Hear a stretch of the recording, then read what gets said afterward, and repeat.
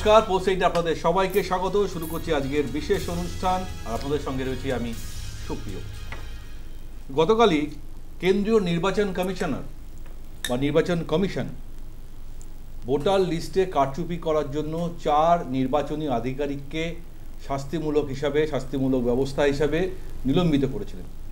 শুধু সাসপেনশন নয়, তার সঙ্গে এফআইআর করারও নির্দেশ দিয়েছিলেন কেন্দ্রীয় নির্বাচন কমিশন। কিন্তু 24 ঘন্টা কাটতে না কাটতেই তার পাল্টা উত্তর দিয়ে দিলেন আজ রাজ্যের মুখ্যমন্ত্রী মমতা বন্দ্যোপাধ্যায়।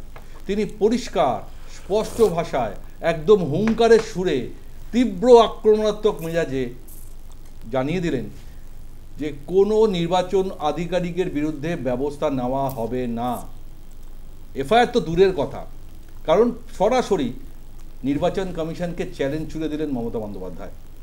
ফলে বলাই যায় যে এই কেন্দ্র রাজ্য সংঘাত একটা অন্য জায়গায় কি পৌঁছচ্ছে, কোথাও কি মনে হচ্ছে যে আরও একটা সাংবিধানিক সংকটের দিকে এগোচ্ছে, বা আবার গোটা বিষয়টা আদালতে গিয়ে বিচার হবে। এখন এইটাই হচ্ছে সবথেকে বড় প্রশ্ন।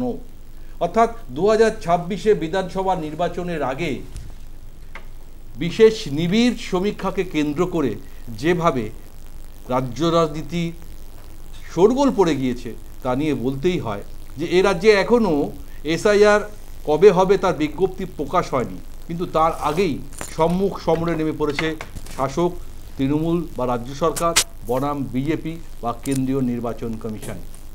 শুধু নির্বাচন কমিশন নয়, সরাসরি আক্রমণ করা হয়েছে কেন্দ্রীয় সরকারকে।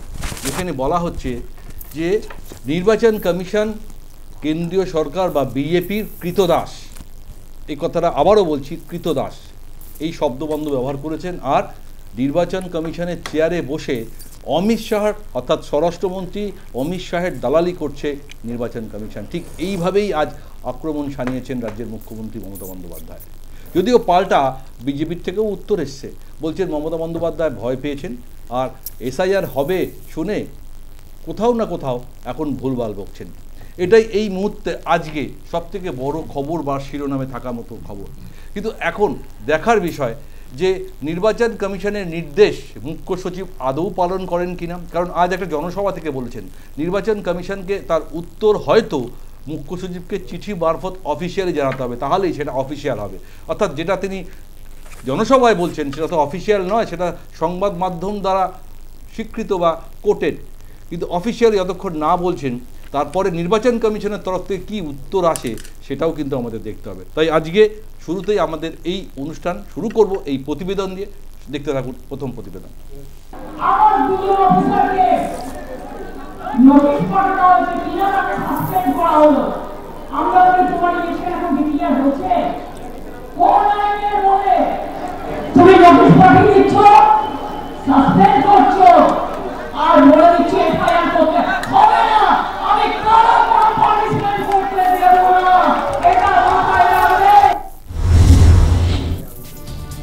ভোটার তালিকায় কারচুপির অভিযোগে 2 ইআরও এবং 2 জন এইআরওকে অবিলম্বে নিলম্বিত করার নির্দেশ দিয়েছে নির্বাচন কমিশন।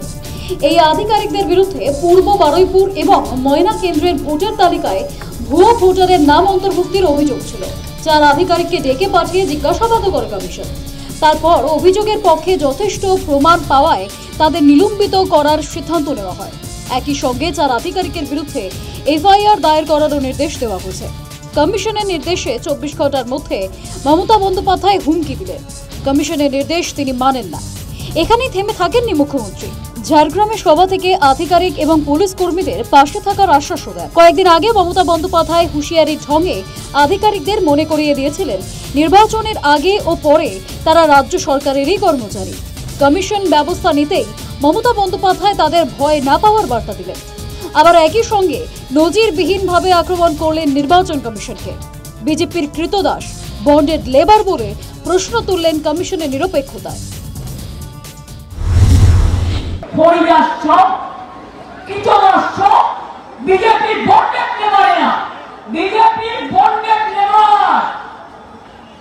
লজ্জা করে না?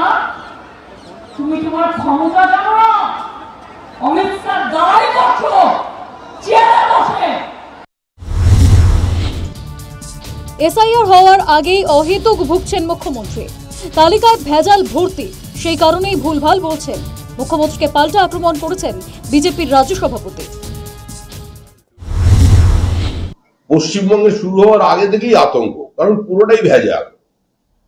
বাংলাদেশি জেহাদি, রোহিঙ্গা, মৃত ভোটার, ফলস ভোটার দিয়ে ভরিয়ে রেখেছে সমস্ত ভোটার লিস্ট।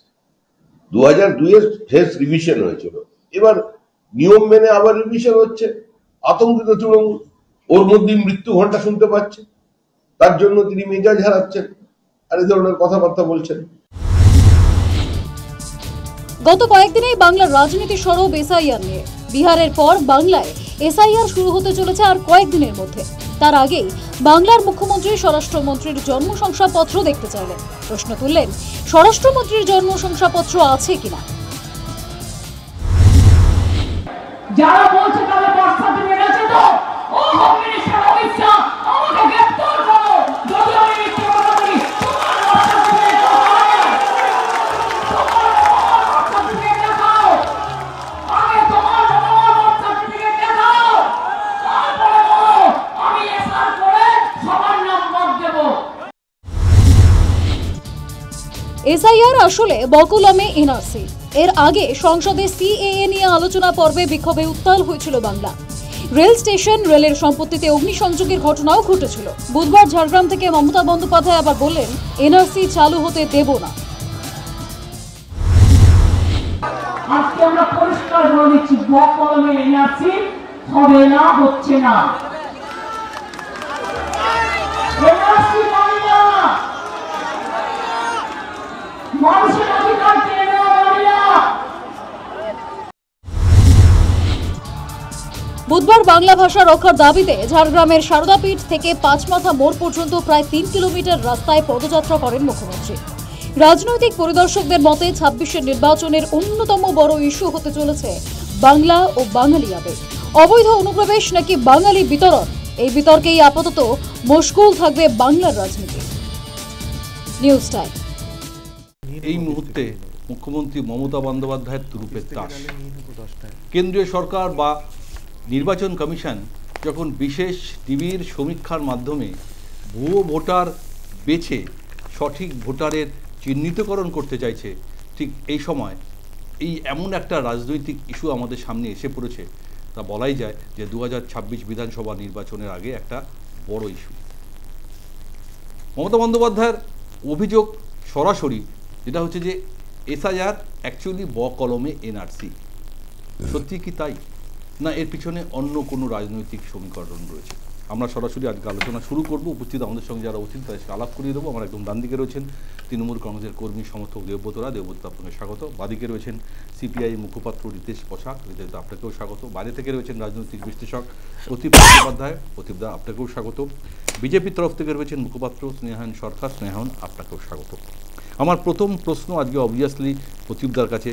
প্রতীপদা, একজন রাজ্যের সাংবিধানিক প্রধান মুখ্যমন্ত্রী আজ যেভাবে একটা অটোনমাস বডি নির্বাচন কমিশনকে আক্রমণ করলেন, দেশের স্বরাষ্ট্রমন্ত্রী অমিত শাহজিকে আক্রমণ করলেন, কোথাও মনে হচ্ছে না যে একটা সাংবিধানিক সংকট কোথায় আবার একটা আসতে চলেছে? অর্থাৎ সংঘাত যে একদম চরমে পৌঁছে গেছে এটি কোনো সংশয় নেই। কারণ নির্বাচন কমিশন খুব স্পষ্টভাবে যারা ভোটার তালিকায় কারচুপি করেছে যে আধিকারিকরা, তাদের বিরুদ্ধে ব্যবস্থা নেওয়ার কথা বলছেন, তাদেরকে সাসপেনশন করছেন, তাদের বিরুদ্ধে এফআইআর করার নির্দেশ দিচ্ছেন। অথচ মুখ্যমন্ত্রী জনসভায় দাঁড়িয়ে স্পষ্ট ভাষায় বলে দিচ্ছেন সেই নির্দেশ আমি মানব না। কিভাবে দেখছেন প্রদীপদা?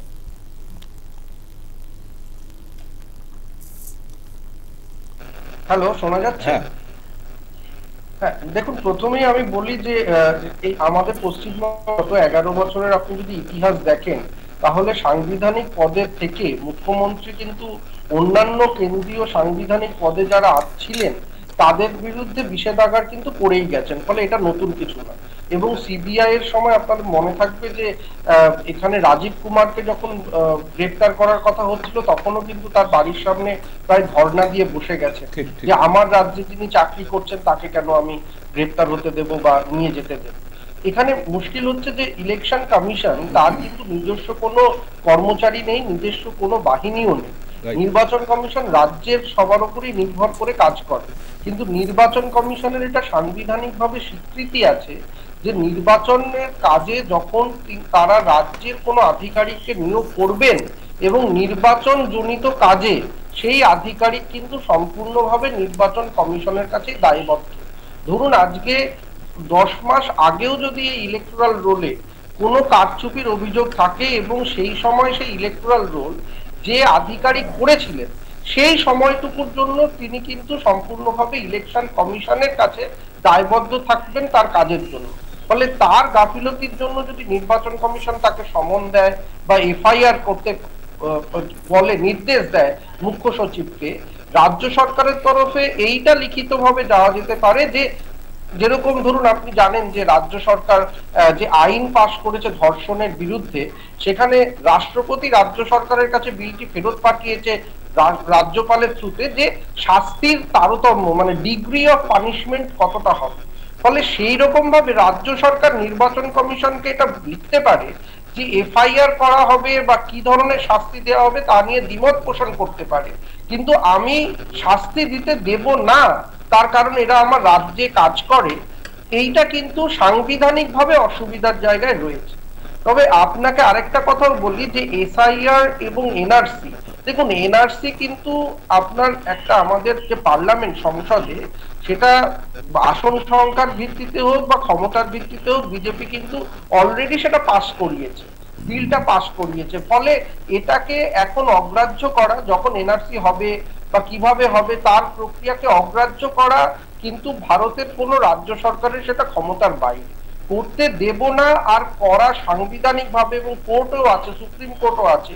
ফলে সেখানে কিন্তু এটা কোথাও একটা আমার মনে হচ্ছে যে রাজনৈতিক সংঘাতের বাতাবরণ একটা তৈরি করছে, এবং 2026-এর নির্বাচনের আগে এই রাজ্য সরকারের বিরুদ্ধে যে বিশাল একটা অনেক ধরনের মানুষের ক্ষোভ ছিল, দুর্নীতি আছে, অনেক কিছু আছে, সেইগুলো কোথাও গিয়ে আমার মনে হচ্ছে পেছনের সারিতে চলে যাচ্ছে, এবং এখন একটা আবারও সেই বাংলা ভাষা বাঁচানো বা এই এসআইআর করে মানুষের মধ্যে একটা ভীতি যে তাদের ভোটাধিকার চলে যেতে পারে। বিহারেও অনেকের প্রায় 65 লক্ষ নাম বাদ গেছে।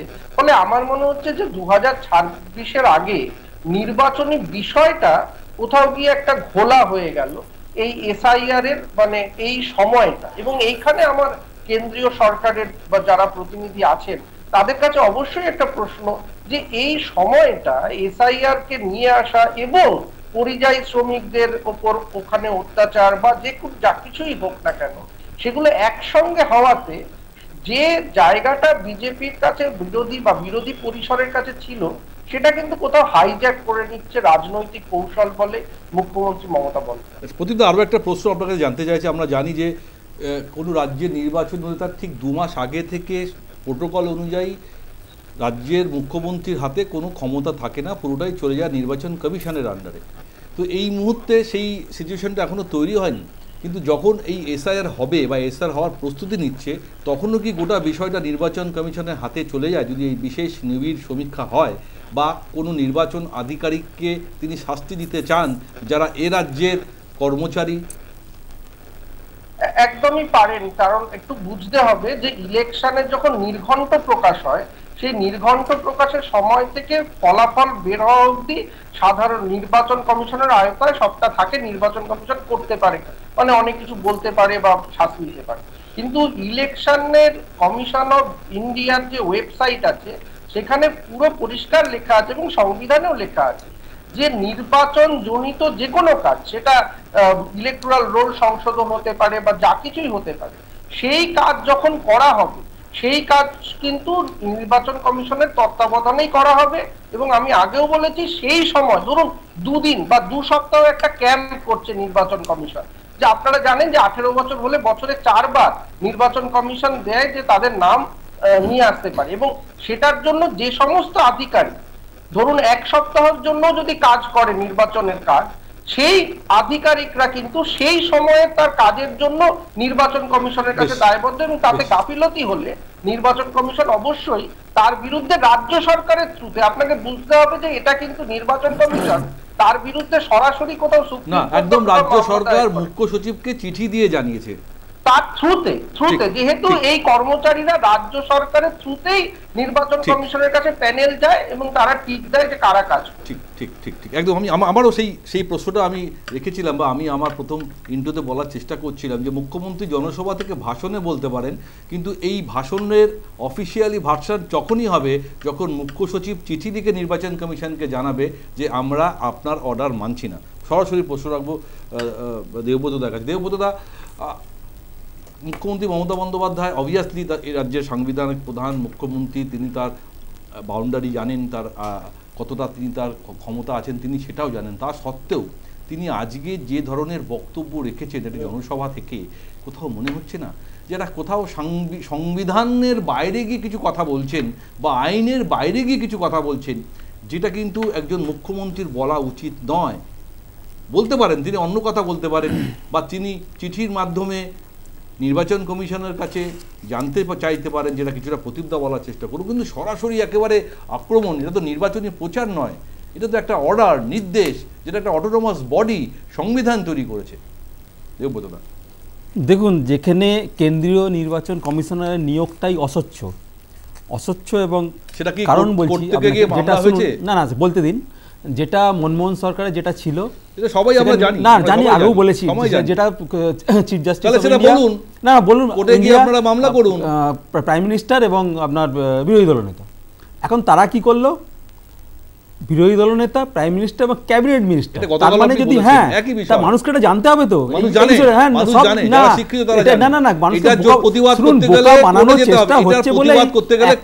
একটা শ্রেণীর মানুষকে তৃতীয় শ্রেণীর নাগরিক করে রাখার চেষ্টা চলছে, যে প্রক্রিয়া চলছে। দেখুন, একটা সময় প্রতিবাদ মোগলের এগেন্স্টে করা হয়েছে, ব্রিটিশের বিরুদ্ধে করা হয়েছে, ফ্যাসিস্ট বিজেপির বিরুদ্ধে করা হবে। একটা জাতিগোষ্ঠীকে তৃতীয় শ্রেণীর মানুষ বানিয়ে রাখার চেষ্টা, এই অপপ্রচেষ্টা, যে বাংলা এবং বাঙালির যেটা ভেঙে দেবে যে চেষ্টা চলছে, সেটা পরবর্তীকালে নির্বাচন আধিকারিকের সম্পর্ক এই প্রমাণ তো আছে। নির্বাচন আধিকারিকের বিরুদ্ধে অভিযোগ কি? নির্বাচন আধিকারিকের বিরুদ্ধে অভিযোগ কি? আপনি জানেন, সুপ্রিম কোর্ট বলছে বিহারে নির্বাচনী আধিকারিকের বিরুদ্ধে অভিযোগ কি? সুপ্রিম কোর্ট বলেছে বিহারে যে কারচুপি করেছে, এর সঙ্গে বাঙালি বা বাংলা, না সেগুলো বলো, কারা কারা বাতিল গেছে, তারা সুপ্রিম কোর্ট ক্ষুব্ধ হয়েছে, তারা প্রশ্ন করেছে, এটাও তো বলতে হবে, এটা কি কারণে বাতিল হলো। আরে এত শর্ট টাইমে, যেখানে বাংলায় বন্যা চলছে, যেখানে এই পরিস্থিতির সময় কম, এই বন্যা পরিস্থিতির ডকুমেন্টস, অতগুলো ডকুমেন্টস নেই, যে ডকুমেন্টস শুরুই হয়নি, শুরু তো হবে, আগামী দিনে হবে, একদম একটা পদক্ষেপ, আগামী দিনে এসআইআর হবে, আগামী দিনে ডিলিমিটেশন হবে, যেখানে হ্যাঁ এগুলো তো পদক্ষেপ, একটা শ্রেণীকে একদম তৃতীয় শ্রেণীর নাগরিক করা, ডিলিমিটেশন হবেটা কি, হাম দো হামারা দো, আমরা ফার্টিলিটি রেট কমিয়ে আনলাম, ফার্টিলিটি রেট 1.6 হয়ে গেল ওয়েস্ট বেঙ্গলে, তার মানে আমাদের দেখবেন লোকসভায় সিট কমে যাবে, বাড়বে কারা, যারা মানলো না হাম দো আমাদের নীতি, জনসংখ্যা নিয়ন্ত্রণ নীতি মানলো না, তাদের সিট বেড়ে যাবে। তার মানে আমি জনসংখ্যা নীতি মেনে আমি তিরস্কৃত হলাম, ওরা হলো পুরস্কৃত। বাবা কি দারুণ জিনিস, এগুলো তো কেউ বলবে না। এই ফ্যাসিজমের বিরুদ্ধে আমাদের লড়াই, এই ফ্যাসিজমের বিরুদ্ধে মমতা ব্যানার্জি যে পদক্ষেপ নিয়েছে, একদম যুক্তরাষ্ট্রীয় কাঠামোতে প্রতিটা রাজ্যের নির্দিষ্ট ক্ষমতা রয়েছে, সেই ক্ষমতা এবং অধিকার খর্ব করার যারা চেষ্টা করবে, এইভাবেই প্রতিবাদ হবে, একদম হবে, আগামী দিনও হবে। এবং বাঙালি এবং বাংলা ভাষাকে যেভাবে অপমান করার চেষ্টা রয়েছে, সেইভাবে এবার একদম টুইট করলো এই মালব্য সাহেব, বাংলা ভাষাই অদ্ভুত, আমাদের জাতীয় সঙ্গীত নাকি সংস্কৃত ভাষা, কোথা থেকে এরা আসে, কারা বলে। আজকে খুব সুন্দর আমি এটা দেখলাম, যদিও আমি ইস্টবেঙ্গল সমর্থক নয়, এই প্রতিবাদ ভাষা এরকম হবে, ভারত স্বাধীন করতে সেদিন পড়েছিলাম ফাঁসি, মায়ের ভাষা বলছি বলে আজকে বাংলাদেশি। অদ্ভুত, কি দারুণ স্লোগান এরা নিয়ে আজকে আপনি সল্টলেক স্টেডিয়ামে দেখলাম। এইভাবেই প্রতিবাদ হবে। কালকে শুভেন্দু অধিকারীর ওপর নাকি আক্রমণ হয়েছে, এই সামগ্রী জনবিশ্বাস এগুলো হবে, আগামী দিনে আরো বাড়বে। আমরা এখানে হুমকি দিচ্ছি না, হবে তো, তুমি বাঙালিকে বাংলাদেশি বলে গালি দিচ্ছ, বাংলা ভাষা বলে, আরে বাঙালির বাঙালিত্ব প্রমাণ করবে তিওয়ারি, বাঙালিত্ব প্রমাণ করবে শর্মা, বাঙালিত্ব করবে সাউ, বাঙালিত্ব প্রমাণ করবে কোথাকার বিজয়বর্গী, বাঙালিত্ব করবে কোথাকার খোট্টা। বুঝলাম, ঠিক। স্নেহান, যে বডি ল্যাঙ্গুয়েজে যেভাবে তিনি আজকে আক্রমণ করেছেন, এর থেকে খারাপ ভাষা আর হতে পারে বলে আমার মনে হয় না। বা এতদিন ধরে বিরোধী দলে আরও অনেক নেতা বা নেত্রী যারা আছে, তারা সবাই অত প্রতিবাদ করেন, বিক্ষোভ করেন, বক্তব্য দেন, কিন্তু এত বড় আক্রমণাত্মক মেজাজে এই ভাষায় কিন্তু আমরা কখনো কাউকে দেখিনি। কিন্তু মমতা বন্দ্যোপাধ্যায়, আবারও বলছি, এমন একজন নেত্রী, তিনি কিন্তু কাউকেই রেয়াত করেন না, অন্তত এই ধরনের ঘটনায়। আর বিরোধী হোক বা শাসক কেন্দ্রীয় সরকারের বিরুদ্ধে তার আক্রমণের যখন করেন তিনি কিন্তু এই ভাষাই করেন। কিন্তু আমি জানা নেই যে এই ভাষা আক্রমণ করলে তার পাল্টা প্রত্যুত্তর কীভাবে আসতে পারে। সেটা নির্বাচন কমিশন দিতে পারেন, স্বরাষ্ট্রমন্ত্রী স্বয়ং দিতে পারেন, কিন্তু আলটিমেটলি যে নির্বাচন কমিশন যে নির্দেশ বা অর্ডার দিয়েছে রাজ্যের মুখ্য সচিবকে, সেটা আদৌ পালন হবে তো, না আবার একটা সাংবিধানিক সংকট কোথায় এসে দাঁড়াবে? স্নেহান, প্রথমে বলি সুপ্রিয়দা যে তোমাদের যে নিউজ টাইমের যে শোটা তার একটা খুব সুন্দর ফরম্যাট আছে, যে যার সময় বলে উইথ লজিক বলে। আমি বলবো, আমি আশা করবো যে আজকের শোটাও সেটা মেনটেন হবে। বেশ বেশ বেশ। বিষয়টা হচ্ছে তুমি যে কথাটা বললে সেই কথাটা দেখো, একটা তো মানে প্রেসিডেন্ট থাকে বা একটা তো ইতিহাস থাকে। তো তুমি যে এক্সপেকটেশনটা আমাদের মুখ্যমন্ত্রী, আমি এখনো আমাদের মুখ্যমন্ত্রী কেন বলছি, কারণ উনি তো পশ্চিমবাংলার মুখ্যমন্ত্রী হওয়ার কথা ছিল। আশা করি উনি সেটা নিজে হওয়ার চেষ্টাও করেন, তৃণমূলের মুখ্যমন্ত্রী না। সেই জায়গায় দাঁড়িয়ে উনার আজকে সংবিধানের শপথ নিয়ে একজন বসা মুখ্যমন্ত্রী, তিনি শুধুমাত্র নির্বাচন কমিশনকে অ্যাটাক করেছেন তা তো না। এর আগে বিভিন্ন সাংবিধানিক সংস্থা, বিভিন্ন কেন্দ্রীয় তদন্তকারী সংস্থা তাদেরকে আক্রমণ করেছে। তার প্ররোচনায় কেন্দ্রীয় তদন্তকারী সংস্থাকে বাংলায় রক্ত পর্যন্ত ঝরতে হয়েছে। এও আমরা দেখেছি, তোমাদের দেখেছি। ঠিক আছে, তুমি বলতে পারো যে এখানে তো একটা অভিযোগ আছে যে কেন্দ্রীয় তদন্তকারী সংস্থা বা কেন্দ্রীয় নির্বাচন কমিশন, তাদের বিরুদ্ধে একটা অভিযোগ আছে যে তাদেরকে তোমরা ম্যানিপুলেট করো বা তোমরা কন্ট্রোল করো।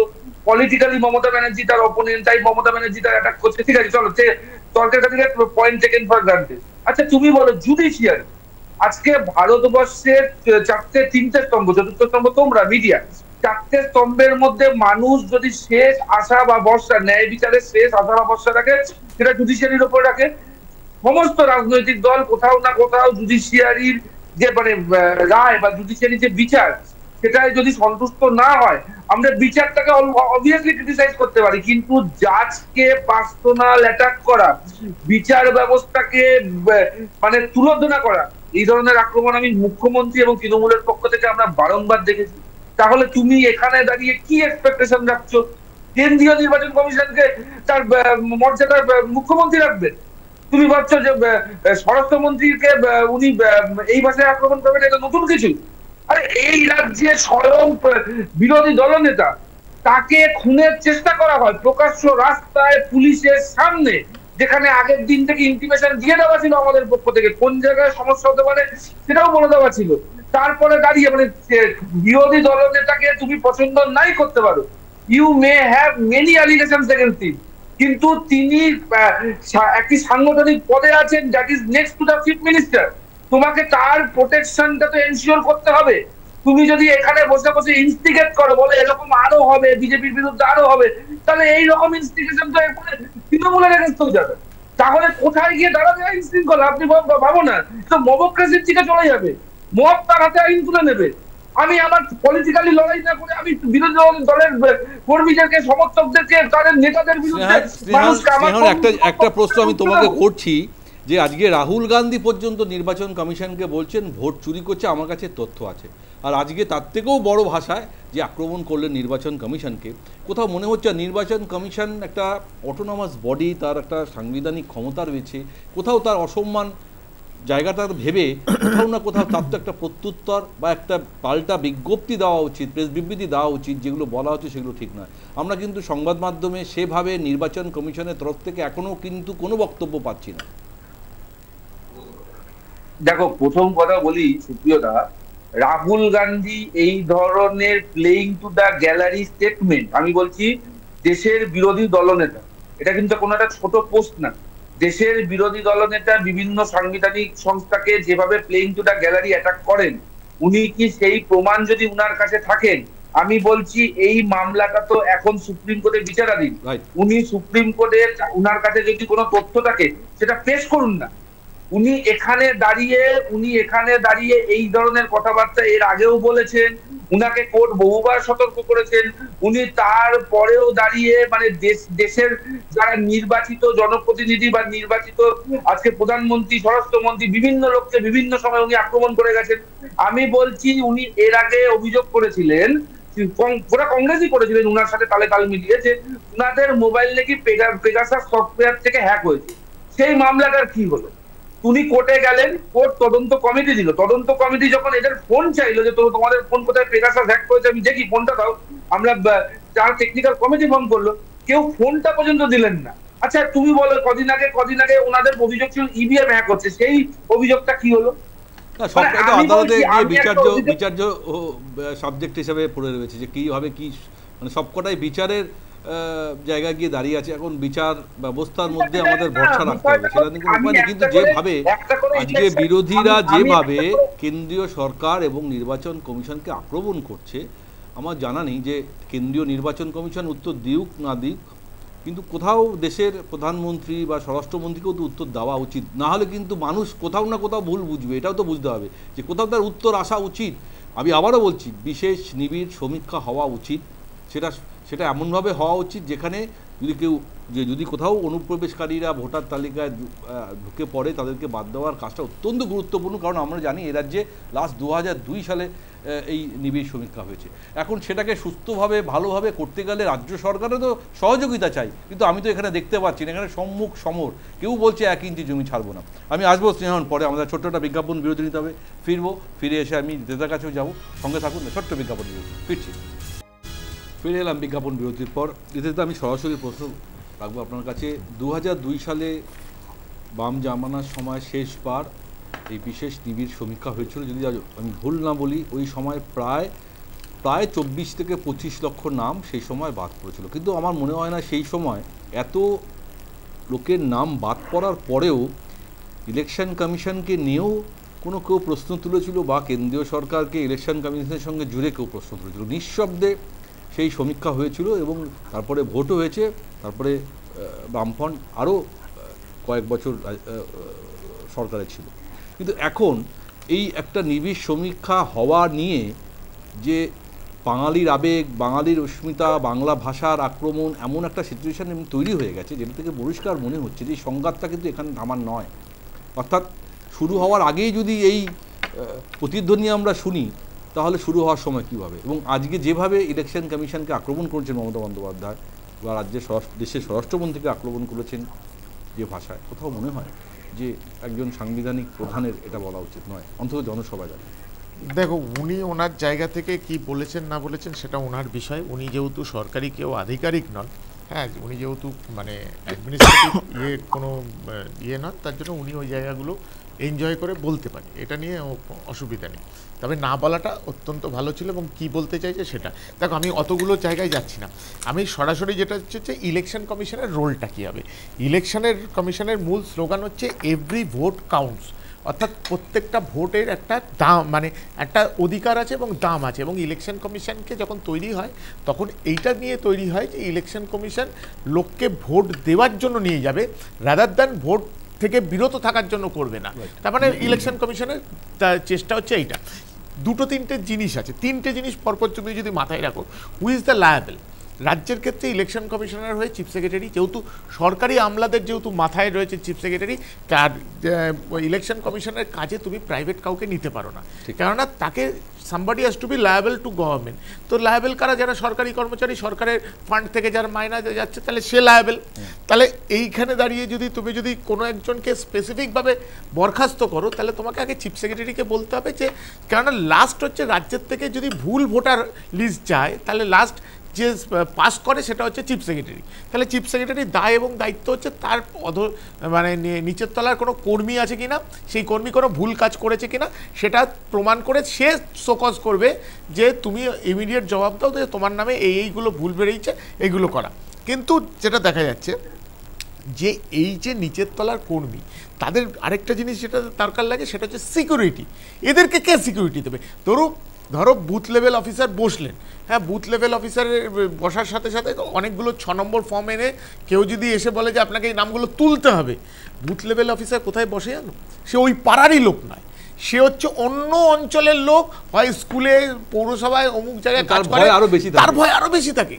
এবং সেইখানে দাঁড়িয়ে এই যে তুমি যে ইলেকশন চালাও, ইলেকশনের প্রিসাইডিং অফিসারদের কত ভয় জানো? একজন ইলেকশন অফিসারকে তো খুঁজেই পাওয়া যায়নি। নির্বাচনের একজন ইলেকশন অফিসার, তাহলে এদের সিকিউরিটিটা কে দেবে? এইটা হচ্ছে মূল বিষয়। আর তারপরে হচ্ছে পলিটিক্স, এর রাজনীতিটা কি? রাজনীতি হচ্ছে বিজেপি এই মুহূর্তে পরিকল্পিতভাবে তৃণমূলের হয়ে ব্যাট করতে নেমেছে।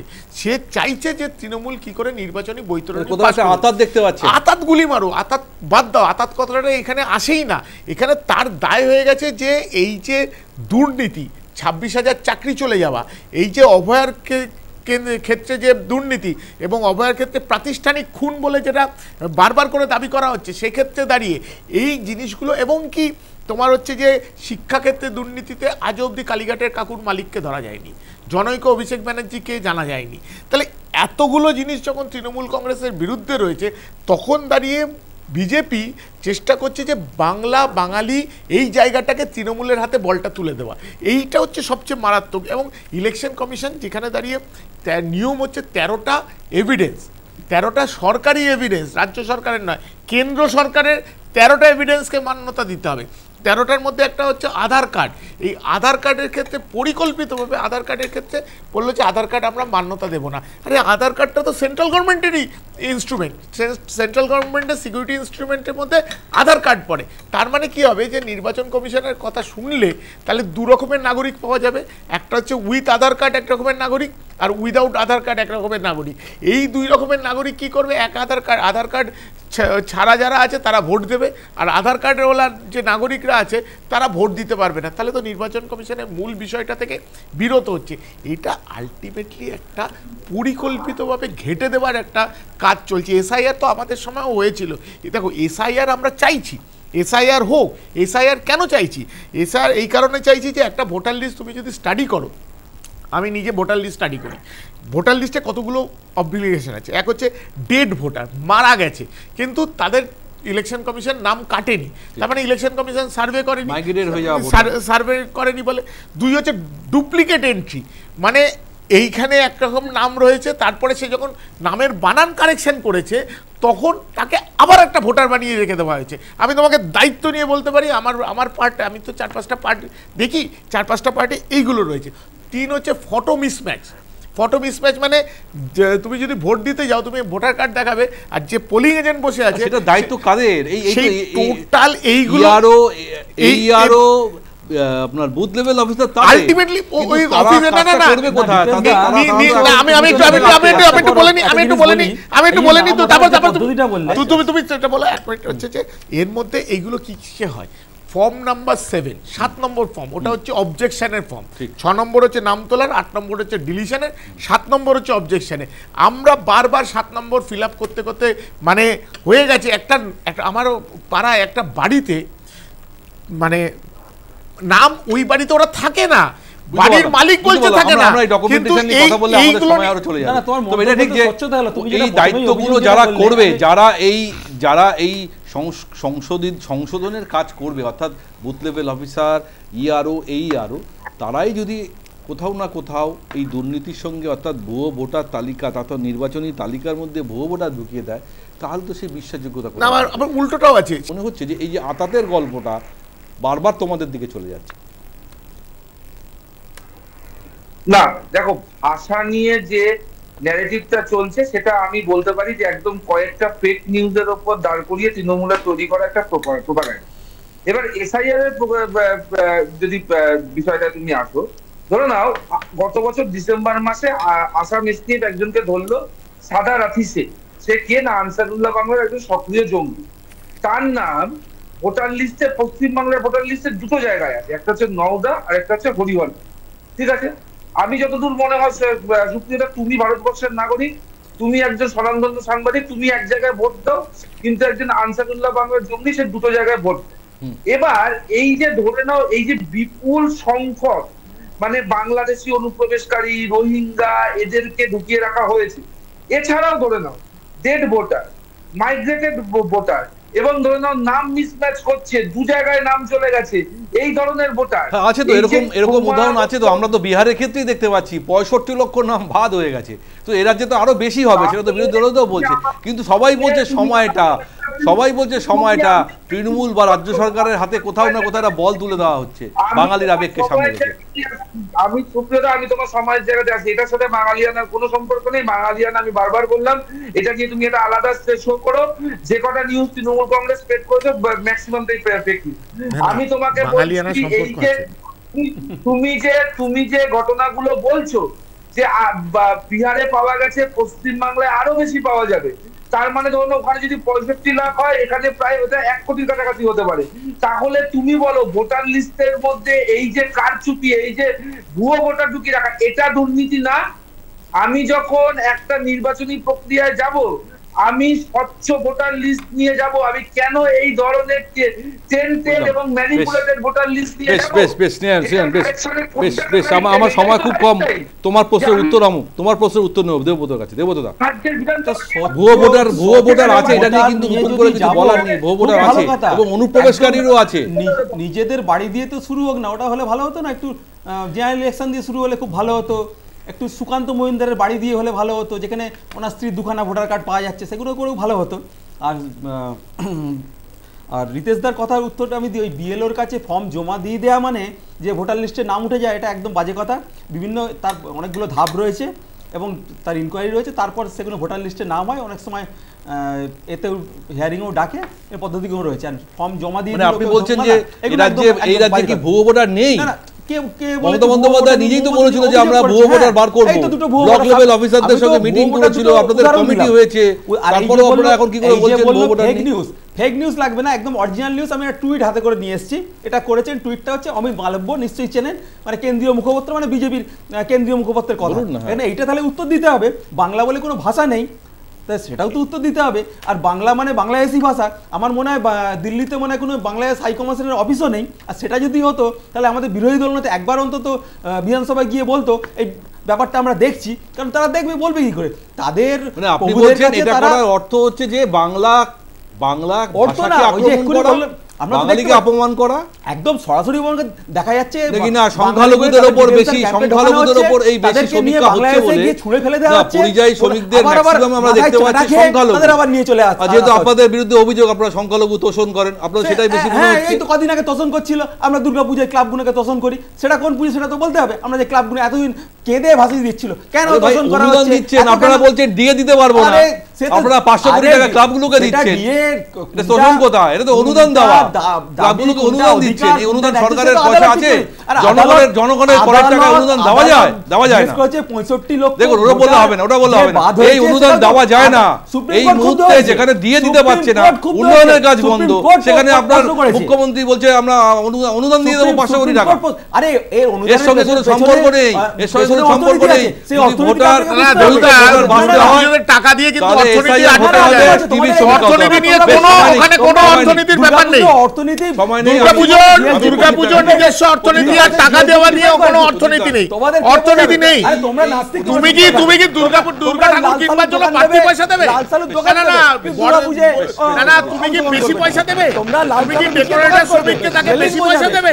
যে আমি 1 লাখ টাকা পেয়েছি, আমি তোমাকে বেশি পয়সা দিচ্ছি, তা তো দেবে না। সেইখানে দাঁড়িয়ে তুমি কিছু করবে না, তাহলে কি অর্থনীতি কোথাও এই যে এখন যা বর্তমানে যে পরিস্থিতির মধ্যে দাঁড়িয়ে আছে বাংলা, যেভাবে এই বাঙালির আবেগ, বাঙালির অস্মিতা, বাংলার ভাষা আক্রমণকে কেন্দ্র করে নিবিড় সমীক্ষা একটা এমন সিচুয়েশনের মধ্যে আছে, গোটা বিষয়টা মানে ঘেটে ঘর মতন অবস্থা।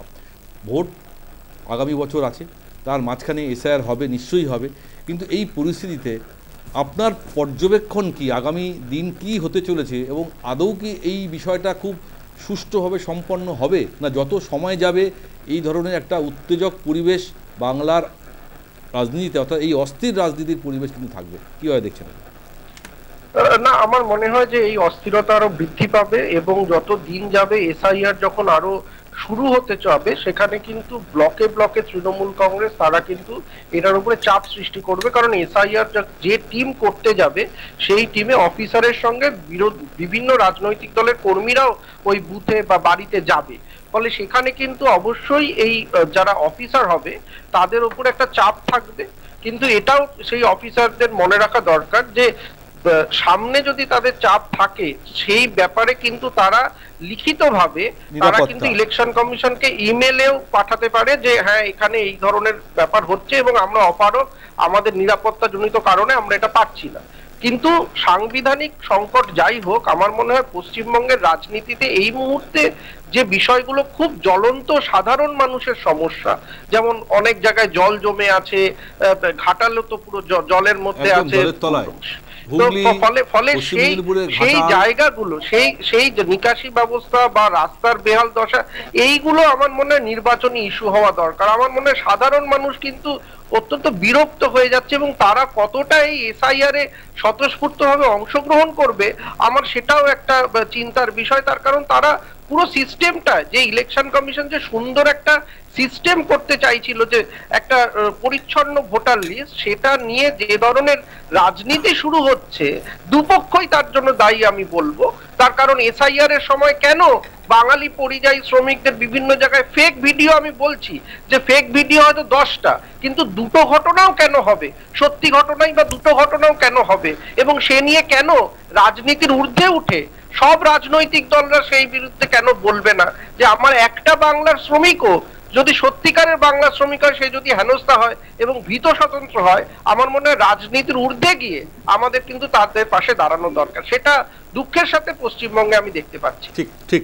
আবার আরও এর সঙ্গে একটা জিনিস সংযোজন করতেই হবে, বিহারে বিশেষ নিবিড় সমীক্ষা যখন হয়েছে সেটা খুব স্বাভাবিকভাবেই সেখানে বিজেপির জোট সরকার রয়েছে, অর্থাৎ প্রশাসনটা কিন্তু তাদের হাতে রয়েছে, অর্থাৎ সেই কারণে হয়তো এত বিতর্ক বা এত কোনো খবরের শিরোনামে আসেনি। কিন্তু এ রাজ্যে সুপ্রিয় একটা কথা শুধু বলে দিচ্ছি, একটা, হ্যাঁ বলো প্রদীপ দা বলো। সেটা হচ্ছে যে বিহারে যে নাম বাদ গেছে সেই নিয়ে কিন্তু কোনো রাজনৈতিক দল সেইভাবে রাস্তায় নামেনি যে এটা হচ্ছে গিয়ে বাজেভাবে বাদ গেছে বা ইলেকশন কমিশনকে ঘেরাও করেছে, এমনও নিদর্শন হয়নি। সেটাই বলছি যে খুব সুষ্ঠুভাবে করতে পারছে। কিন্তু বাংলা ক্ষেত্রে আমার মনে হয় যেহেতু ডবল ইঞ্জিন সরকার নেই, এখানে একটা বিরোধী শক্তি সরকারে রয়েছে, সুতরাং বারবার এই সংঘাত বা একে অপরের বিরুদ্ধে রাজনৈতিক কাদা ছোড়াছুড়ি বা সময় নেই, একদম সময় একটা জিনিস, বিহারে কিন্তু ওইটা এখন খসড়া ভোটার লিস্টে নাম বাদ গেছে, মানে every voter has got the right, সে ওইটা কিন্তু চ্যালেঞ্জ করতে পারে যে আমার নাম কেন বাদ গেছে, আমার এই ইয়ে রয়েছে, আমার এই বিহারের মতো জায়গায় কখন চ্যালেঞ্জ করবে, আদৌ চ্যালেঞ্জ করবে না। এখন যেহেতু মামলা সুপ্রিম কোর্টে বিচার্য, সুপ্রিম কোর্ট হস্তক্ষেপ করছে, বিচার্য এখন সেদিকে আমাদের দেখতে হবে। তবে এটা ঠিক আমাদের সময় একদম নেই, শেষ করতে হবে। আমরাও চাই, আবারও বলছি যে বাঙালির ওপর যদি কোথাও কোনো বাংলা ভাষা বা বাঙালির ওপর বা আমাদের পশ্চিমবঙ্গে যদি কোনো বৈধ ভোটার ওপর তার উপর যদি কোথাও হেনস্থা হয়, তার প্রতিবাদ বা নিন্দা আমরা যেমন করছি, ঠিক পাশাপাশি যদি কোনো অনুপ্রবেশকারী ভুয়ো ভোটার হিসাবে আমাদের ভোটার তালিকায় ঢুকে পড়ে, তার বাদ দেওয়ার দায়িত্ব প্রশাসনের, কেন্দ্রীয় সরকারের, কেন্দ্রীয় নির্বাচন কমিশনের, রাজ্য সরকারের, সেদিকেও কিন্তু নজর রাখতে হবে। শুধুমাত্র রাজনৈতিক তরজার জন্য একে অপরের দিকে কাদা ছোড়াছুড়ি করলে কিন্তু আখেরে লাভ হবে না কোনো, কারণ এই রাজ্যে সংবিধান মেনে, দেশের সংবিধান মেনে যে কাজ যেটা হওয়ার সেটাই হতে হবে।